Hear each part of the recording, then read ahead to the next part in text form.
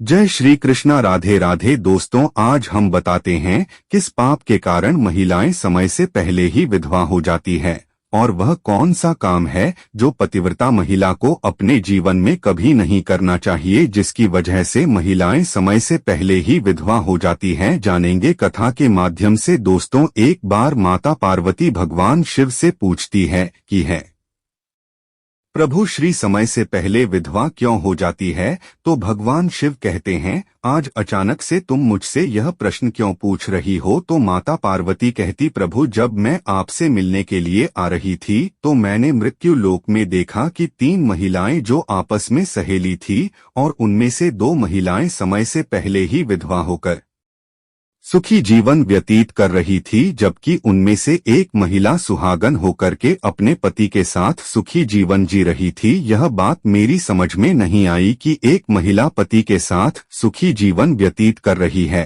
और वहीं 2 महिला विधवा होकर दुखी जीवन जी रही है, और इसे देखकर मेरे मन में 3 प्रश्न उठने लगे। अब मैं आपसे यह चाहती हूँ कि आप मेरे तीनों प्रश्नों के उत्तर देकर मुझे संतुष्ट करने की कृपा करें। इस प्रकार माता पार्वती की बात को सुनकर भगवान शिव कहते हैं, हे पार्वती, तुम मुझे अपने तीनों प्रश्नों को निश्चिंत होकर बताओ। मैं तुम्हें तुम्हारे प्रश्नों के उत्तर देकर तो पूरी तरह से संतुष्ट करने का प्रयास करूंगा। माता पार्वती कहती है, प्रभु मेरा पहला प्रश्न है, कौन सी महिला समय से पहले विधवा हो जाती है और दुखी जीवन व्यतीत करती है। और मेरा दूसरा प्रश्न है, कौन सी महिला को जीवन में कभी सुख शांति नहीं मिलती। और मेरा तीसरा प्रश्न है, वह कौन सी चीज है जो एक पत्नी और ने के मांगने पर भी पति को नहीं देती। इस तरह माता पार्वती के तीनों प्रश्नों को सुनकर भगवान शिव कहते, तुम जिन महिलाओं की बात कर रही हो उसमें से 2 महिला समय से पहले ही विधवा होकर अपना दुखी जीवन जी रही हैं और वहीं पर एक महिला सुहागन होकर अपने पति के साथ सुखी जीवन व्यतीत कर रही है। तुम जानना चाहती हूँ आखिर ऐसा क्यों है। तो मैं तुम्हें एक छोटी सी कहानी सुनाता हूँ और इस कहानी को बहुत ही ध्यान से सुनना, क्योंकि आधी अधूरी कहानी सुनने वालों को आधा अधूरा ही ज्ञान प्राप्त होता है जो जीवन में कभी काम नहीं आता। और यदि तुमने ध्यान से सुना तो तुम्हारे तीनों प्रश्नों के उत्तर इसी छोटी सी कहानी को सुनकर तुम्हें मिल जाएंगे और तुम्हें संतुष्टि प्राप्त होगी। फिर माता पार्वती कहती हैं, प्रभु आप कहानी शुरू करो, मैं कहानी को पूरे मन से सुनूंगी और जब तक आप कहानी सुनाएंगे तब तक मेरा मन किसी दूसरे स्थान पर नहीं जाएगा और मैं आज अपने तीनों प्रश्नों का उत्तर जानकर ही रहूंगी। माता पार्वती की बात सुनकर भगवान शिव कहते हैं, हे पार्वती, सबसे पहले मैं तुम्हें उस महिला की कहानी सुनाता हूँ जो सुहागन बनकर सुखी जीवन जी रही है। और जिस सुहागन महिला की तुम बात कर रही हो वह महिला और कोई नहीं बल्कि एक राजा के नौकर की पत्नी है। और वह महिला जिस नौकर की पत्नी है उस नौकर को उस पर पूरा विश्वास है कि मेरी पत्नी एक चरित्रवान और पतिव्रता महिला है, जिसकी प्रशंसा वह नौकर अपने साथियों में बार बार करता रहता है। और भगवान शिव माता पार्वती से कहते हैं कि एक दिन की बात है जब उस राजा के नौकर ने अपनी पत्नी की प्रशंसा इतनी ज्यादा की यह बात धीरे धीरे फैलते हुए राजा के दरबार में पहुंच गई। और यह बात सुनकर राजा ने अपने नौकर को बुलाया और उस नौकर से राजा कहने लगे कि तुम हर किसी से कहते हो कि तुम्हारी पत्नी एक चरित्रवान और पतिव्रता महिला है, क्या वास्तव में तुम्हारी पत्नी एक चरित्रवान और पतिव्रता महिला है? और क्या तुमको पूरा विश्वास है कि तुम्हारी पत्नी एक पवित्र स्त्री है और तुम्हारे अलावा पराये मर्द को आंख उठाकर भी नहीं देखती और इस बात का कोई सबूत है? राजा की इस बात को सुनकर नौकर कहने लगा, महाराज, मुझे अपनी धर्म पत्नी पर पूरा विश्वास है कि वह एक पतिव्रता स्त्री है और मेरे अलावा वह पराये मर्दों को नहीं देखती। नौकर की इस बात को सुनकर राजा का महामंत्री कहने लगा, यदि मैं तेरी पत्नी का पतिव्रता धर्म नष्ट कर दूं तो तुझे क्या सजा मिलनी चाहिए? फिर नौकर ने कहा, यदि तुम मेरी पत्नी का पतिव्रता धर्म नष्ट कर देते हो तो महाराज मुझे फांसी की सजा दे देना। और नौकर ने राजा से कहा, महाराज यदि यह मेरी पत्नी का पतिव्रता धर्म खंडित नहीं कर पाए तो इनको भी कुछ सजा मिलनी चाहिए। नौकर की यह बात सुनकर राजा ने कहा कि मंत्री को भी फांसी की सजा दी जाए।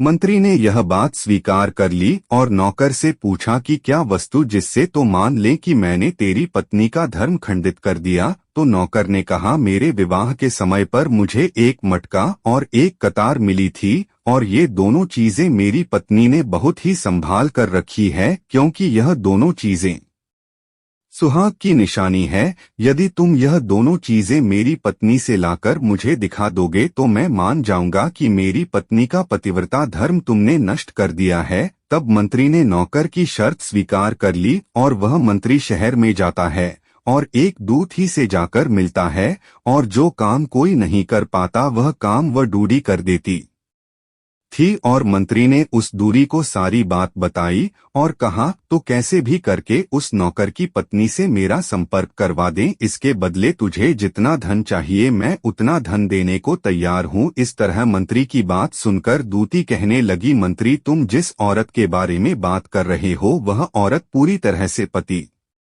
आता है और वह किसी के बहलाने फुसलाने से तुमको मटका और कतार नहीं देगी और वह तेरी और धोखे को है जो तेरी खाल उतार लेंगे। यह बात सुनकर मंत्री कहने लगा, यदि तू मेरा उससे संपर्क नहीं करवा सकती है तो एक काम कर दें, उसके घर जाकर उसका मटका और कतार चुराकर मुझे दे दें और उसकी पत्नी के गुप्तांग के पास यदि कोई निशानी हो तो वह निशानी मुझे देखकर बता दें, फिर मैं तुझे मुहमांगा इनाम दूंगा। तुझे जितना धन चाहिए उतना धन मैं दूंगा, बस तू मेरा यह काम कर दें। मंत्री की यह बात सुनकर दूती धन के लालच में आ गई और उसने कहा, ठीक है मैं तुम्हारा काम अवश्य करूंगी, लेकिन मुझे मुहमांगा धन देना पड़ेगा। मंत्री ने कहा, ठीक है। और फिर दूती नौकर के घर जाती है और नौकर की पत्नी से जाकर बोलती है, बेटी मैं तेरी पति की मौसी हूँ, मैं कई सालों के बाद आई हूँ। फिर उस नौकर की पत्नी ने कहा, आप इतने सालों बाद आई है, इसीलिए मैंने आपको पहले कभी देखा नहीं, इसलिए मैं आपको पहचान नहीं पाई। और इस प्रकार वह दूती उस नौकर के घर में मौसी बनकर घुस गई और नौकर की पत्नी ने डूडी को मौसी समझकर बहुत सम्मान दिया, मगर उसे नहीं पता था कि यह एक दी है और उसके साथ छल करने आई है। और वह दूती उस पतिव्रता महिला के साथ में 2 दिन तक रुकी और जिस समय वह महिला स्नान करने लगी तो दूती ने उठकर उस महिला की कमर रगड़ने लगी। उस पतिव्रता स्त्री ने बहुत मना किया, फिर भी वह दूध ही नहीं मानी और कहने लगी, तुम मुझे अपनी बेटी से भी ज्यादा प्यारी लगती हो तो मना मत करो, काफी दिनों के बाद में मेरी और तुम्हारी मुलाकात पहली बार हुई है। और ऐसा कहकर वह दूती मुंह पर हाथ फिराने लगी, फिर आंखों को धुलने के बहाने से उस पतिव्रता स्त्री की आंखों में पानी मार दिया और उस महिला की आंखें बंद हो गई। और इस तरह गुप्तांग के पास में जांघ पर एक तिल था जो दूती ने देख लिया और उसका काम बन गया। और जब स्नान करने के बाद में नौकर की पत्नी रसोई में खाना बनाने लगी तो दूध ही को मटका और कतार चुराने का मौका मिल गया और उसने मटका और कतार चुरा लिया और वहां से यह दोनों चीजें छुड़ाकर भाग गई और सीधा जाकर मंत्री के पास पहुंची और उस मंत्री को मटका और कतार दे दिया और उस नौकर की पत्नी के जान पर तिल की निशानी है यह भी बता दिया। और मंत्री मटका और कतार लेकर सीधा राजा के दरबार में जा पहुंचा और राजा से कहा, महाराज मैं नौकर की पत्नी के साथ 2 दिन रहकर आया हूं और यह मटका और कतार उसी ने मुझे दिया है। इस तरह मंत्री की यह बात सुनकर राजा ने दरबार लगाया और नौकर को बुलाया और मंत्री से सभा में मटका और कतार नौकर को दिखाने के लिए कहा, जो 2 थी उस नौकर के घर से छुड़ाकर लाई थी और मंत्री को दिया था। फिर राजा के कहने पर मंत्री ने उस नौकर को मटका और कतार दिखाया और उसकी पत्नी की जान पर तेल है यह भी बताया मंत्री की यह बात सुनकर नौकर मान गया कि वास्तव में आज मेरी पत्नी ने अपना पतिव्रता धर्म पूरी तरह से नष्ट कर लिया है और नौकर का अपनी पत्नी से विश्वास उठ गया। फिर राजा ने शर्त के मुताबिक नौकर को फांसी की सजा सुनाई और 15 दिन बाद फांसी देने का आदेश दिया और कहा कि नौकर को 15 दिन के बाद फांसी पर चढ़ाया जाएगा। और फिर नौकर से उसकी अंतिम इच्छा पूछी गई और नौकर ने कहा कि मेरी अंतिम इच्छा यह है कि मैं आखिरी बार अपनी पत्नी से मिलना चाहता हूं। और इस तरह राजा ने नौकर को आज्ञा दी कि तुम अपनी पत्नी से मिल सकते हो। फिर नौकर अपने घर गया और अपनी पत्नी से कहने लगा कि तुमने मेरे साथ बहुत बड़ा विश्वासघात किया। मैंने तुम पर विश्वास करके राजा के सामने मंत्री से ऐसी शर्त लगाई थी और राजा के दरबार में मैंने कहा था कि मेरी पत्नी एक चरित्रवान और पतिव्रता महिला है और उसके पतिव्रता धर्म को कोई नष्ट नहीं कर सकता। यदि कोई नष्ट कर देगा तो मुझे फांसी लगा देना। और तुमने पतिव्रता धर्म नष्ट कर दिया। अब मुझे 15 दिन के बाद में फांसी दे दी जाएगी। तुमने मेरे साथ विश्वासघात किया है। नौकर की यह बात सुनकर उसकी पत्नी ने उसे दूध वाली सारी बात बताई, मगर नौकर को अपनी पत्नी पर विश्वास नहीं हुआ और नौकर राजा के दरबार में पहुंच गया। फिर राजा ने उसे कैद में डलवा दिया। अब नौकर की पतिव्रता पत्नी अपने पति को बचाने के लिए राजा के दरबार में जा पहुंची और राजा से अपने आप को नचनिया बताकर नाच दिखाने की आज्ञा मानने लगी। और महिला की सुंदरता देखकर राजा ने नाचने की आज्ञा दे दी और सभी मंत्री सभा में उपस्थित होकर इस सुंदर महिला का नाम करवाने की पूरी व्यवस्था करने लगे। और फिर सब मंत्री, महामंत्री, राजा आदि दरबार में उसका नाच देखने के लिए पहुंच गए। और फिर उस नौकर की पतिव्रता पत्नी ने जब नाचना शुरू किया तो उसका नाच देखकर राजा बहुत मोहित हुए। और फिर राजा ने कहा, तुम मुझसे क्या मांगना चाहती हूँ, मांगो, तुम जो भी मांगो मैं तुम्हें दूंगा। फिर उस नौकर की पति ने कहा, महाराज, आपकी सभा में एक चोर है जिसने मेरी सोने की अंगूठी चुराई है और उसे फांसी की सजा दे दीजिए। यह बात सुनकर राजा ने कहा, ठीक है, बताओ मेरे दरबार में तुम्हारा चोर कौन है, मैं उसको फांसी की सजा जरूर दूंगा। और फिर उस नौकर की पतिव्रता महिला ने कहा, महाराज, और कोई नहीं, आपके मंत्री ने ही मेरी अंगूठी चुराई है, आप इनको फांसी की सजा दें। जैसे ही मंत्री ने सुना कि यह महिला मुझे चोर बता रही है तो तुरंत मंत्री कहने लगा, महाराज, मैं कसम खाकर कहता हूँ कि मैंने इसकी अंगूठी नहीं चुराई है और मैंने इसे आज तक कभी देखा ही नहीं है, तो मैं इसकी अंगूठी कैसे चोरी कर सकता हूँ। मैंने आज तक इसी शब्द ही नहीं देखी है, आज पहली बार मैं इसकी शक्ल देख रहा हूँ। और जैसे ही मंत्री ने कहा कि मैंने इस स्त्री की आज तक शक्ल ही नहीं देखी है तो वह महिला कहने लगी, महाराज, मंत्री ने मुझे पहले कभी देखा ही नहीं, तो आप इससे या पूछो कि यह मटका और कतार कहाँ से लाया है।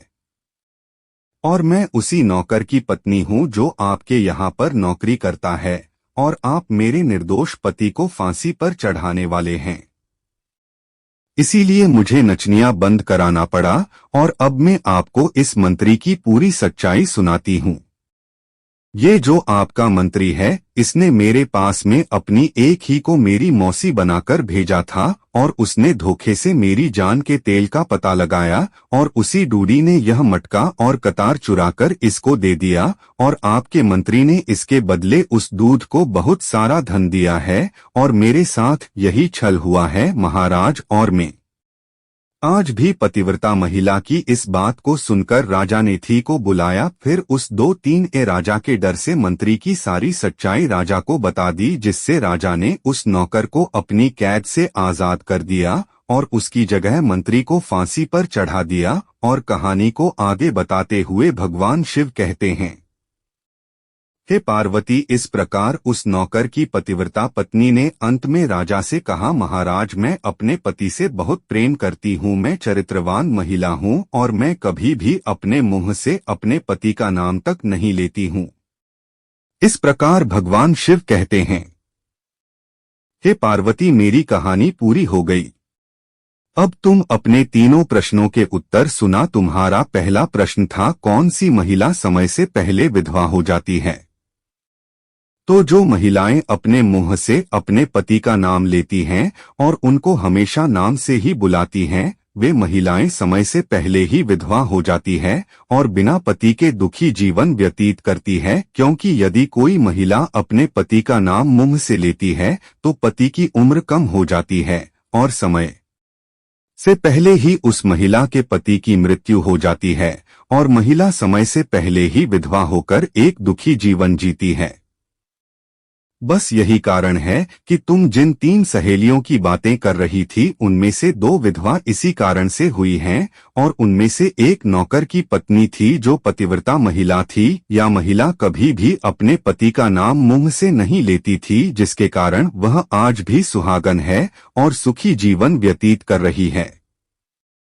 वे दोनों महिलाएं जो समय से पहले विधवा होकर दुखी जीवन जी रही है, वह हमेशा अपने पति को नाम लेकर बुलाती रहती थी, जिसके कारण उनके पति की उम्र कम होती चली गई और फिर उन दोनों के पति की मृत्यु समय से पहले ही हो गई और दोनों महिलाएं विधवा हो गई और आज वह दुखी जीवन जी रही है। इसलिए किसी भी महिला को अपने पति का नाम अपने मुंह से नहीं लेना चाहिए। और तुम्हारा दूसरा प्रश्न था, कौन सी महिला को जीवन में कभी सुख नहीं मिलता है और वह पति के होते हुए भी सदा दुखी जीवन जीती है, तो समझ लो जो स्त्रियां अपने पति की बिना अनुमति लिए किसी तीर्थ स्थान या उत्सव में जाती है वह कभी सुखी जीवन नहीं जी पाते हैं। ऐसी महिलाएं जीवन भर दुखी ही रहती हैं और उन्हें पति का प्रेम कभी नहीं मिलता और भगवान शिव माता पार्वती से कहते हैं।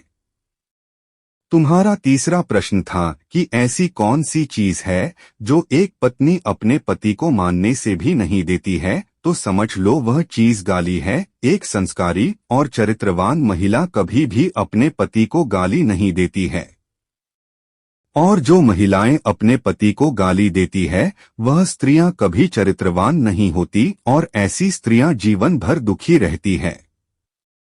उसके जीवन में कभी सुख नहीं आता और समय से पहले ही ऐसी महिला विधवा हो जाती है। और इस प्रकार माता पार्वती कहानी सुनने के बाद में पूरी तरह से अपने तीनों प्रश्नों का उत्तर पाकर संतुष्ट हो जाती है और कहती हैं, क्या प्रभु वास्तव में जो महिला चरित्रवान होती है वह कभी दुखी जीवन नहीं जीती है? तो भगवान शिव कहते हैं, नहीं, क्योंकि ऐसे घर में लक्ष्मी का वास होता है और वह घर धन दौलत और होश क्यों से हमेशा भरपूर बना रहता है और चरित्रवान महिला हमेशा घर को स्वर्ग बना देती है। मित्रों, अगर आपको यह कहानी अच्छी लगी हो तो कमेंट में जय माता जी जरूर लिख। धन्यवाद।